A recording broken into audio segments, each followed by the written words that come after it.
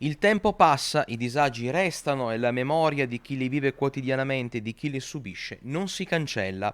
La prima tranche di 3.000 firme di cittadini scontenti, per usare un eufemismo di quello che succede nell'ULSS 7, è stata consegnata prima al DG Carlo Bramezza, direttamente al San Bassiano, poi in Consiglio regionale del Veneto. Quelle firme rappresentano la voce di cittadini e di famiglie che hanno voluto far sentire la propria opinione, raccontare la propria esperienza e ribadire il proprio disappunto sul San Bassiano e sull'azienda sanitaria pedemontana.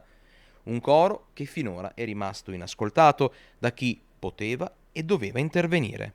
È passata l'estate, siamo arrivati a settembre, abbiamo monitorato la situazione della nostra ASL 7 Pedemontana per vedere se le cose, come ci era stato promesso, iniziavano a cambiare.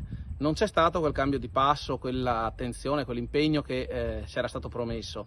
Abbiamo visto che le cose continuano ad andare tendenzialmente male, alcune eccezioni positive magari ci sono state, con qualche medico di base in più grazie al supporto dei sindaci e soprattutto grazie anche al lavoro che abbiamo fatto chiedendo che i cittadini firmassero, per cui firmare, far sentire la propria voce è stato sicuramente importante.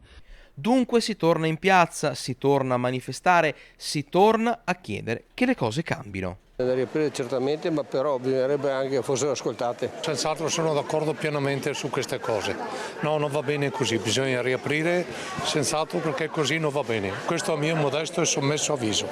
E allora via, neanche il tempo di rientrare dalle vacanze e già si cercano i banchetti, i fogli da riempire, qualcuno che ascolti quel che c'è da dire.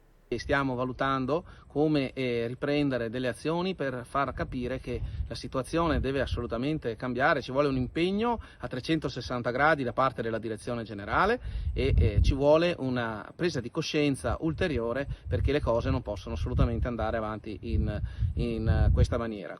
Il silenzio non è più un'opzione, per questo i nostri microfoni sono sempre aperti per tutti.